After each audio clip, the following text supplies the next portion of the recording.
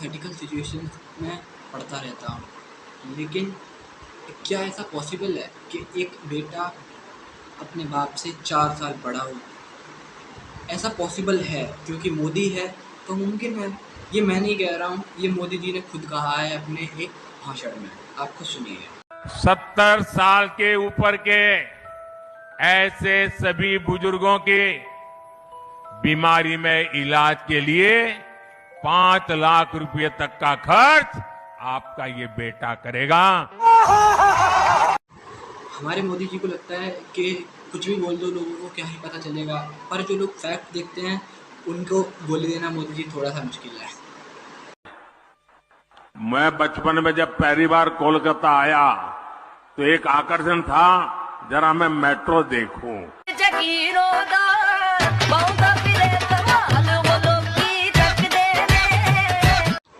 आप सब लोगों ने ये वीडियो ज़रूर देखी होगी जिसमें लड़की कहती है कि पापा मोदी जी ने वॉर रुकवा दी, पापा वॉर रुकवा दी। मोदी जी ने तो अच्छे दिन भी रुकवा दिए, मोदी जी ने तो विकास भी रुकवा दिया। मोदी जी अगर इतनी पावरफुल हैं तो मोदी जी ने मणिपुर के दंगे क्यों नहीं रुकवा पाए? मोदी जी अगर इतनी पावरफुल हैं तो मोदी जी ने चाइना में जो हमारी बॉर्डर में कब्जा करने जा रहा है, मोदी जी ने चाइना को क्यों नहीं रुकवा पाया? ये सिर्फ एक प्रोपेगेंडा वीडियो है ताकि लोगों को इतनी बुरी तरह मिसगाइड किया जाए, ताकि लोग समझ ही ना पाएँ कि कौन सही है, क्या सही है। सिर्फ ये एक प्रोपेगेंडा वीडियो है ताकि लोगों का मन बहला के मोदी जी सिर्फ वोट खींच सकें। मैंने कहा था ना, कैसी भी सिचुएशन हो मोदी जी हमें घर ले आएंगे। वॉर रुकवा दी पापा और फिर हमारी बस निकाली पापा। वॉर रुकवा दी पापा और फिर हमारी बस निकाली पापा। This is my humble request Modi ji, ये चूरिंग मेरे तरफ से मैसेज देना चाहता हूँ। हिंसा हो रहा है मणिपुर में, ऑलमोस्ट 1 ईयर हो गया और हर दिन लोग मर रहा है और रिलीफ कैंप में कितना लोग रहता है, खाना पीना अच्छी से नहीं मिल रहा है और बच्चा लोग अच्छी से पढ़ाई। पर हम सब लोगों को लगता होगा कि यार एक आदमी इतना भी ज़्यादा गलत नहीं होता, लेकिन आप खुद बताइए इन पर कैसे भरोसा किया जाए? ये जुमलेबाज अगर न होते, ये लोगों के साथ 15 करोड़ में जुमला करते हैं तो करते ही हैं, ये अपनी उम्र में भी जुमला करते हैं। आप एक ही वीडियो में देखेंगे कि ये 2 बातें कितनी अच्छी तरह पोर्ट्रे कर देते हैं लोगों के सामने। करीब 40 साल मैंने भिक्षा मांग करके खाया है। मैं लोगों के घर में भिक्षा मांग करके खाता था। लोग सुन करके हैरान हो जाएंगे जी, क्योंकि कभी इस प्रकार की बातें आई नहीं है। मैं 35 साल तक भिक्षा मांग करके खाया हूँ। अब किसी का गले नहीं उतरेगा। झूठ बोलो, बार बार झूठ बोलो। वाह मोदी जी, वाह वाह वाह। मैं तो बस ये जानना चाहता हूँ कि इतना फेंकने के बाद, इतना सब कुछ कहने के बाद, इतने जुमले करने के बाद मोदी जी ऐसा क्या खाते हैं जो इनकी बॉडी को इतना ज़्यादा एनर्जी मिल जाती है ताकि ये दोबारा स्टेज पे चले जाए?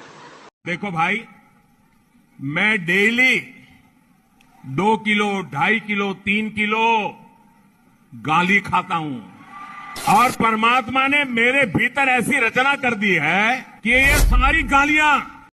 Modi ji as a politician तो जैसे हैं आपको पता ही है, लेकिन मोदी जी पॉलिटिक्स के अलावा 2 चीज़ें और कर सकते हैं। पहला स्टैंड अप कॉमेडी, दूसरा लोगों के करियर ख़राब। क्योंकि अगर ये स्टैंड अप में उतरेंगे तो वाकई लोगों के करियर ख़राब हो जाएंगे। और स्टैंड अप की झलकियाँ तो इनके हम भाषणों में देख ही सकते हैं कि जिसमें हमें सीख से ज़्यादा क्या ही सुनने को मिलता है। आप खुद समझदार हैं। मोदी जी अगर स्टैंड अप में उतरे तो हर्ष गुजराल और अनुभव सिंह बस्सी का करियर तो ये खा ही सकते हैं, क्योंकि खाने की आदत है इनको और इनकी कॉमिक टाइमिंग तो बहुत ही ज़बरदस्त है। यहाँ का जवान मौत में मुट्ठी लेकर के पैदा होता है। एक अगला कदम है साथियों, सेक्रेटरी जनरल एंटोनियो गुटेरेस मेरी इस बात से सहमत होंगे कि सेक्रेटरी जनरल एंटोनियो गुटेरेस मेरी इस बात। देश के हर युवा का एक ही सवाल है कि मोदी जी ये कॉन्फिडेंस कैसे, कहाँ से, क्यों? भगवान के नाम पे दे दे बाबा, राम के नाम पे दे दे बाबा, मंदिर के नाम पे दे दे बाबा। मैं फकीर हूँ, मैं गरीब हूँ, मेरे मन की बात सुन ले बाबा। तू 1 देगा तो 15 लाख पाएगा, तेरी नौकरी लगेगी बाबा। भारत माता के नाम पे दे दे बाबा, भारत माता के नाम पे दे दे बाबा, शहीदों के नाम पे। जनता को आप मूर्ख समझना बंद कर दीजिए। जब जब चुनाव आए इस देश में नेता के अंदर डर आना चाहिए कि कुर्सी जा सकती है, लेकिन ये पहली बार हो रहा है कि एक नेता इतने कॉन्फिडेंस से कह रहा है कि 370 आएंगे। तो ये कांग्रेस के लिए सोचने का विषय नहीं है या देश में बाकी नेताओं के लिए सोचने का विषय नहीं है, ये देश में देश के लोगों के लिए सोचने का विषय है कि बेटा तुम्हारी कोई औकात नहीं है कि तुम मुझे हरा सको। ये डायरेक्टली इनडायरेक्टली इस देश की जनता को चुनौती है, किसी पार्टी को नहीं, क्योंकि किसी भी बंदे में इतना कॉन्फिडेंस नहीं होना चाहिए। डेमोक्रेसी में जनता प्रधान होती है, जनता ही सब कुछ होती है और जनता से इस देश को, देश के नेताओं को डरना चाहिए। इलेक्शन आने से जनता का जनादेश, ठीक है, किसी के लिए पहले से फिक्स नहीं होता। जो इंसान एक बार लोकसभा में इलेक्शन में जाता, रैली करता, वहां का रिस्पॉन्स होता, उस हिसाब से भाषण देता तो भी समझ में आता। कोई चुनाव की कैंपेनिंग शुरू नहीं हुई, कोई कुछ भी नहीं हुआ, ठीक, लेकिन मोदी जी को पता है 370 और कॉन्फिडेंस लेवल देखो तो सब कुछ सेट है। क्या फायदा इन सब चीजों का। कभी कभी तो मैं अपने आप को पीके का आमिर खान समझने लगता हूँ, क्योंकि 2 तस्वीर एक इंसान, कौन सी वाली पे भरोसा कर रहा हूँ। मैं तो कन्फ्यूजिया गया हूँ भगवान। कितना पढ़े हैं आप? पहली बात तो मैं कोई पढ़ा लिखा व्यक्ति नहीं, वैसे तो मैंने 17 साल की आयु में घर छोड़ दिया। बात बहुत सिंपल है कि जो इंसान सच्चाई से चलेगा ना, जो सच्चाई का रास्ता अपनाएगा, आज की दुनिया में या तो वो जेल में होगा या फिर वो बीजेपी में होगा, क्योंकि सच्चाई से तो कोई जीत सकता नहीं है इनसे। सिर्फ हम जीत सकते हैं जो इंसान हमें जिता सकता था, जिस इंसान पे हमें भरोसा था। जैसी डेवलपमेंट दिल्ली में हुई थी वैसे ही पूरा देश डिज़र्व करता है। केजरीवाल अगर भले अंदर हैं, लेकिन वो अंदर से पूरी दिल्ली कंट्रोल कर रहे हैं, लोग उनको इतना प्यार करते हैं। सोचिए अगर वो पूरे देश के प्रधानमंत्री बन जाएंगे तो देश को कितना फ़ायदा होगा। साथियों, देश बिक रहा है। साथियों, अब अगर हम लोगों ने देर कर दी तो मुझे तो लगता है कि 5-6 साल में भारत ही नहीं बचेगा। हारेंगे या जीतेंगे तो मुझे नहीं पता, ये तो भविष्य बताएगा कि हम लोग हारेंगे कि जीतेंगे। पर इतना जरूर पता है कि आज अगर हम लोग नहीं लड़े तो मेरे बच्चे बड़े होके मेरे को गालियां देंगे कि आपको मौका दिया था इस देश ने, सारा देश इकट्ठा हो गया था।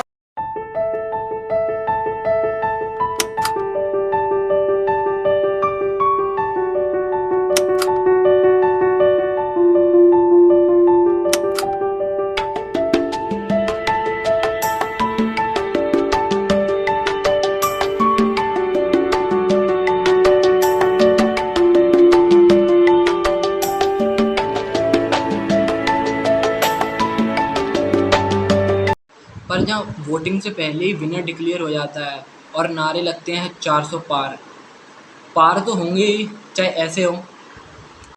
400 पार, और हर जगह लिखा भी होता है। जब आपको भरोसा है कि मोदी सरकार दोबारा आएगी 400 पार से, तो फिर चंडीगढ़ में वोट चोरी करने की क्या जरूरत पड़ गई थी।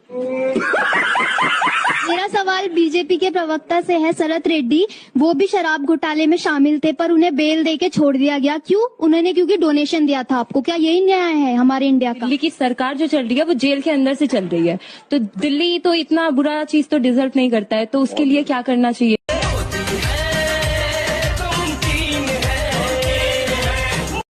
आज की मीडिया अगर ऐसी रहेगी तो बीजेपी के उम्मीदवारों को तो कुछ बोलने की ज़रूरत वैसे ही नहीं पड़ेगी, क्योंकि पूरा काम तो मीडिया कर ही देती है। मेरा प्रधानमंत्री ऐसा है, मेरा प्रधानमंत्री ऐसा है, कैसा है देखिए। मेरा प्रधानमंत्री ऐसा है जिसके आगे नतमस्तक होते हैं संसद में दिखाइए लोग। मेरा प्रधानमंत्री वो है जिसे देखकर कहते हैं ही इज द बॉस। मेरा प्रधानमंत्री वो है जिसको रशिया का राष्ट्राध्यक्ष भी फोन करता है और ज़ेलेंस्की भी फोन करता है। मेरा प्रधानमंत्री वो है जिसको पूरी दुनिया झुककर सलाम करती है। संसद में नहीं जाना कायरता है, प्रेस कॉन्फ्रेंस नहीं करना कायरता है, संसद में ताला लगाना कायरता है, बिल्कुल नहीं है। और मणिपुर नहीं जाना कायरता है। को कंट्रोल करना कायरता नहीं है आपका इस पूरे मसले पर इन सब मामलों में मुझे भारत का किसान बढ़िया लगता है, क्योंकि अगर उन्हें विरोध करना होता है तो वो खुल के विरोध करते हैं। और लेट्स हैव भारत का किसान। किसी किसान के पास आप चले जाइए तो वह सिर्फ एक ही बात करता है कि किसको वोट देना है, तो वह सीधे कहता है कि मुझको नरेंद्र मोदी जी को वोट देना है और किसी को वोट नहीं। कौन कह रहा माखी चूर चूर की? अच्छा बच्चों, ये बताओ कि आपको 75-80 रुपए का पेट्रोल चाहिए कि 35 रुपए का? तो आपको जो 35 रुपए का पेट्रोल दिलाएगा उसको वोट दोगे या 75-80 दिलाने वाले? अच्छा, आपको आज गैस सिलेंडर सब्सिडी के बावजूद 425 का और सब्सिडी के बिना जो है 1200 रुपए का मिलता है। यदि आपको गैस का सिलेंडर 300 या 400 रुपए का मिले उसको वोट करोगे या 1200 रुपए का देने वालों को? ठीक है, मध्यम वर्ग के लोगों को और भी कुछ सरकार मुझे मैं भरोसा है कि कुछ जरूर देगी। थोड़ा सा तेल डीजल के दाम बढ़ने से थोड़ा सा लोगों के जेब से पैसा भी निकलेगा बाहर, लेकिन ये देश भी तो अपना ही है। ये तो हमारे भीतर प्राइड होना चाहिए कि अपने देश के लिए हम कुछ दे। इस वीडियो को देख के तो लगता है कि दोगलेपन की अगर कोई मिसाइल हो ना तो वो ऐसी होनी चाहिए, क्योंकि साफ साफ आपको पता है मोदी जी शिक्षा की बात क्यों नहीं करते? क्योंकि किसी भी इंटरव्यू में उनके नेता वाइवा के लिए तैयार होके नहीं जाते। इलेक्टोरल बॉन्ड पर राय क्या है अब बताइए? उसके बारे में तो हमने पढ़ाई नहीं किया, इलेक्टोरल बॉन्ड के बारे में। यूट्यूबर बन गए तो भी पढ़ाई नहीं की, इंजीनियर बन गए तो भी, आप इंजीनियर बन गए, इलेक्टोरल बॉन्ड के बारे में नहीं जानते। आप 2 दिन के नेता बन गए, आप इलेक्टोरल बॉन्ड के बारे में। मोदी जी ने सबसे ज़्यादा काम गरीबी हटाने के लिए 2019, 20 और 21 में किया, क्योंकि इसके दौरान मोदी जी ने सबको कोरोना वैक्सीन दिलवाई। जो लोग कहते हैं हम मोदी जी के सपोर्ट में हैं, वैक्सीन तो उनके भी लग चुकी है और हार्ट अटैक कभी भी आ सकता है। ये रिपोर्ट्स मेरी नहीं है, आप खुद गूगल पे जाकर चेक कर सकते हैं कि कोरोना वैक्सीन का क्या साइड इफ़ेक्ट है, क्या रिज़ल्ट निकलता है आखिरी में। ये सब गरीबी हटाने के लिए नहीं किया गया, ये गरीबों को हटाने के लिए किया गया है। मैं बस अपनी वीडियोस के माध्यम से इतना ही कह सकता हूँ कि ज़िंदगी में चाहिए हो बकचोदी तो 400 पार कराओ, लाओ मोदी। लेकिन अगर ज़िंदगी में चाहिए हो शांति तो वोट फॉर राहुल गांधी। फंडे सिंपल हैं, इनका कुछ नहीं होने का, और इसमें चॉइस आपकी है कि आपको क्या चाहिए। आपको राशन चाहिए या अच्छा प्रशासन चाहिए, क्योंकि अच्छे प्रशासन से राशन की ज़रूरत आई डोंट थिंक सो कि किसी को पड़ सकती है। आजादी के बाद भी देश में गुलामी की मानसिकता को किसने बढ़ावा दिया? खोटा खोटा बात बन, बनना है तो बाप बन, छोटे थोड़ा शाप बन। चाय वाले को हमने चुना चौकीदार, चंदा चोर हो गए देखते देखते, चंदा चोर हो गए देखते देखते। ओ क्या तुम थकते नहीं फेंकते फेंकते, क्या तुम थकते नहीं फेंकते फेंकते। चाय वाले को हमने चुना चौकीदार, चंदा चोर हो गए देखते देखते, चंदा चोर हो गए देखते देखते। एक फकीर को चोरी करने की ज़रूरत क्या है? एक फकीर को चोरी करने की ज़रूरत क्या है? न है जिसका घर बार ना कोई ठिकाना है, न जिसका है घर बार ना कोई ठिकाना है। एक तपस्वी को झूठ बोलने की ज़रूरत क्या है? एक तपस्वी को झूठ बोलने की ज़रूरत क्या है? झोला उठाना है और चले जाना है, झोला उठाना है और चले जाना। कल की चिंता करें बाल बच्चे वाले, कल की चिंता करें बाल बच्चे वाले। वो क्यों करे कुछ भी जो खुद राम का दीवाना है। बीफ कंपनियों से चंदा लिया फेंकते फेंकते, बीफ कंपनियों से चंदा लिया फेंकते फेंकते। गरीबी हटाने का वादा किया था फेंकते फेंकते, गरीबों को ही हटा दिया देखते देखते, गरीबों को ही हटा दिया देखते देखते। इस गाने के लिए मैं पूरे देश से माफ़ी मांगना चाहूँगा। ये गाना मेरा नहीं है, लेकिन कुछ लाइनें इसमें मेरी हैं और सुरताल तो इसमें था ही नहीं, एज यू नो, तो सॉरी फॉर दैट। लेकिन मज़ा आया होगा भाई 100%।